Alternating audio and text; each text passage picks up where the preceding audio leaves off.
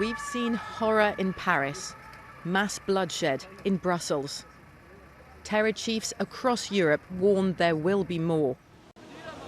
Now Berlin worries it could be next. Germany's intelligence chief told me the danger is acute. An attack can happen here at any moment. We get regular intelligence of terror attacks being planned in Germany. It does worry me that attempts are being made to radicalize the refugees that have come here. Traditionally, the German authorities say they've kept the small radical Islamist scene here under tight control. But with the sudden arrival last year of tens of thousands of young Muslim men, there's concern here about parallel societies springing up and of the radicals already here trying to groom the most vulnerable. Saeed is Syrian. His hometown was taken over by so-called Islamic State, and so he fled to Germany. But just recently he was approached by radicals here. He's asked us to conceal his identity to protect his family back in Syria. Two guys stopped me and asked a lot of questions. They asked me where I pray and said that Germany wasn't a good place, that they don't like us here. They said they could support me with money or accommodation. I felt uncomfortable but managed to get away.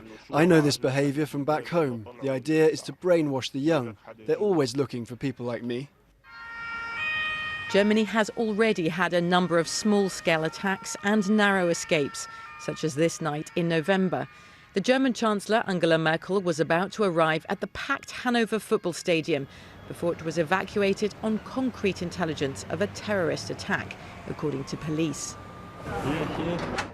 Germany is introducing what it calls its integration law to try to prevent the deepening of a parallel society, which is hard to police. The refugees don't speak German, they don't understand our culture. And the radical Islamists are clever. They try to infiltrate refugee centers, pretending to be translators and social workers. In this corner of Wiesbaden Spa Town, an area locally referred to as Little Istanbul, we met Imam Hassanuddin Meyer, who works as part of a violence prevention program. Racism and Islamophobia are on the rise because of the migration crisis, and that can provoke radicalism. There is only a tiny percentage of people who sympathize with violence, but you don't need many, just one or two to raise chaos. Germany's government has opened a dialogue with the country's mosques. It needs their help to combat extremism. This is a country that once proudly described itself as multiculti, multicultural. But now the extremes on the edges of society threaten to pull Germany apart. Katya Adler, BBC News, Wiesbaden.